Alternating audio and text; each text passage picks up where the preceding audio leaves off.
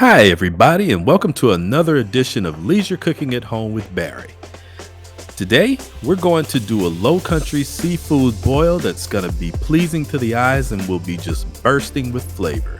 It's going to have your traditional corn, crab legs, sausage, shrimp, the whole nine.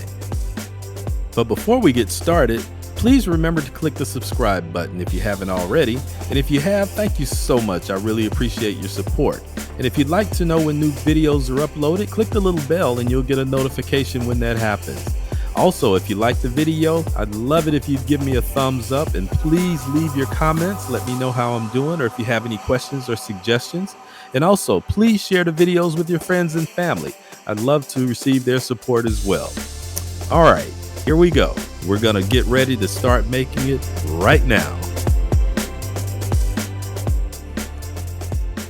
We're going to start with fresh corn. You can use fresh corn or frozen corn. We're going to do two types of potatoes.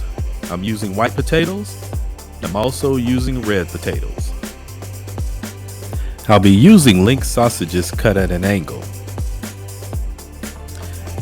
I'll also be using fresh shrimp. You decide how many you want to use.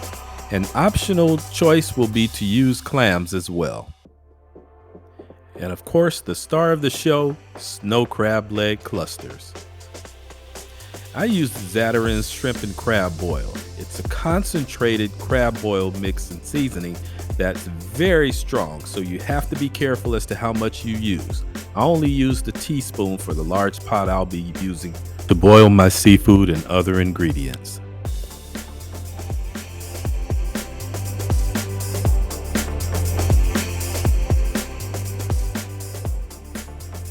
I'll be using 3 sticks of butter, 1 in the boil and 2 for my garlic butter sauce. I'll also be using onion powder, lemon pepper, smoked paprika, garlic powder, and chopped garlic. And depending on how many ingredients you have, you'll need several large oven roasting bags. Now let's start preparing our crab boil. Now remember, the amount of seasonings you use will be directly proportionate to the size of the boiling pot you're using for your seafood. I'm using a fairly large pot, so my seasonings measure out to about a half cup. If you're using a smaller pot, use less seasoning. After I add my salt and butter, I start with the garlic powder. After the garlic powder, I use the smoked paprika. Once again, these are approximate amounts. Next, I come in with the lemon pepper seasoning.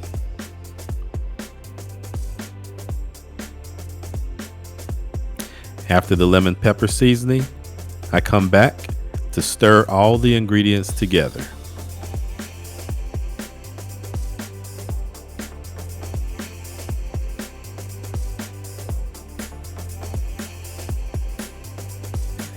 After adding my butter and dry ingredients, the last thing I want to add is my Zatarain's crab boil seasoning. Again, this is a concentrated seasoning, so all I'll need is just a teaspoon of the concentrated seasoning to get all the flavor I need. After you add the concentrated seasoning, just stir well until all the butter is melted and you've got a good boil in your pot. Now I want to start adding my ingredients. I started adding my corn first. The corn usually takes the longest to cook, so I put that in first.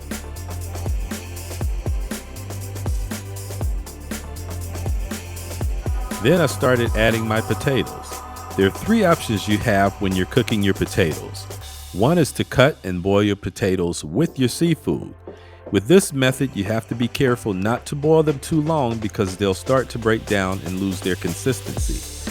Another option would be to cut and boil your potatoes first, then take them out after they've reached your desired consistency, and then add your seafood to cook. The third option is to simply boil the potatoes whole. The skin will keep the potatoes together and you won't lose any consistency. After adding the potatoes, I start to add my sausage. You'll want to add the sausage little by little taking care not to splash the hot liquid onto your skin, as it can cause injury. Now, if you're using clams, you can add the clams to the mixture. Just drop those right in, stir them around, and mix it in well with all the other ingredients. Now you want to start adding your crab clusters. The cooking time between all of these is generally about 5 to 10 minutes once your corn is cooked. It doesn't take long for the seafood to cook at all because it's already cooked. You're just basically heating it up and seasoning it. So get those crab legs in there. Get them down in the boil really good so that everything gets seasoned really well. And again, take your time. And you'll notice I only started out with a half pot of water because I knew once I started adding my ingredients that water level was going to rise. Now that everything's boiling well, we want to add our shrimp as the very last thing. The shrimp only takes about 2, maybe at the most 5 minutes to cook, and they'll turn a really bright pinkish orange once they're done. So you don't want to overcook the shrimp. You always want to make sure those are the last things you add to your crab boil. So add those shrimp there.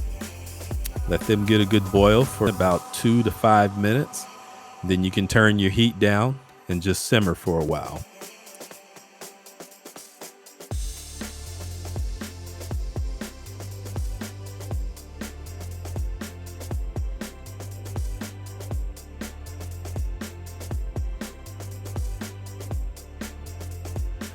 Well, looks like our crab boil is basically done. As you can see, the shrimp are orange or a light pink color. Crab legs are looking good. Our sausage is in there. And we have our corn and potatoes and clams are at the bottom. So we're looking really good. So now we're ready to start putting together our garlic butter sauce. I start with 2 sticks of butter cut in half. I then start seasoning with lemon pepper, then my onion powder, then my garlic powder, my smoked paprika, and I use generous amounts of chopped garlic.